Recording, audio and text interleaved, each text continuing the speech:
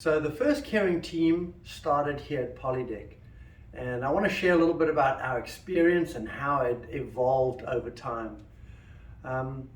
Really the story of the Good Samaritan was at the core of what I came back from that first retreat, and I realized that I needed to be able to care for people, but I didn't know how. I didn't know how to touch the lives of the people down in the shop floor.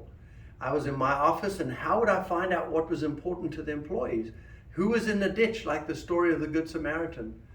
And in prayer, I realized, it had to be inspired by God.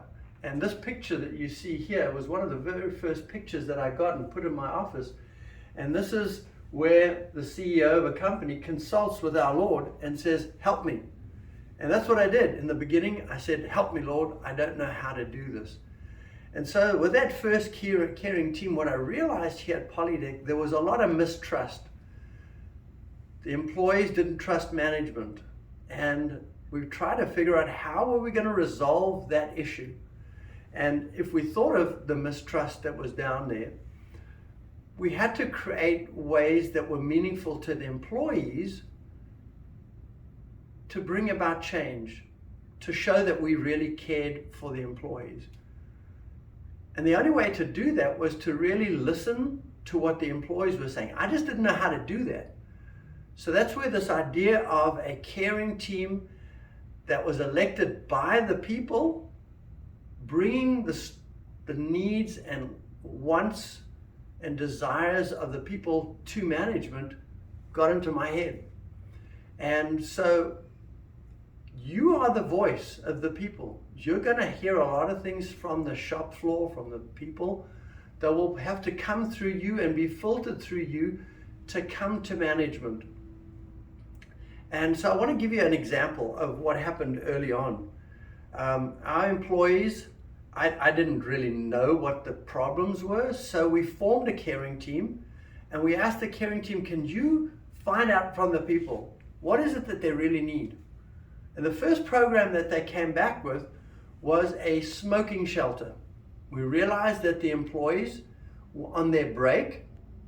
When they wanted to go smoke outside, sometimes they were outside, but the sun would be hot on them or it would rain on them.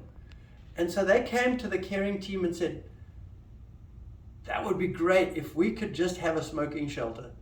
So that was the first meeting that I remember almost 15 years ago, where the employees brought to the caring team the fact that they needed a smoking shelter. And they were able to explain it really well, and how and why they needed it, and what they needed, how big it needed to be. And they were really the catalyst of that. And so we implemented that first smoking shelter outside.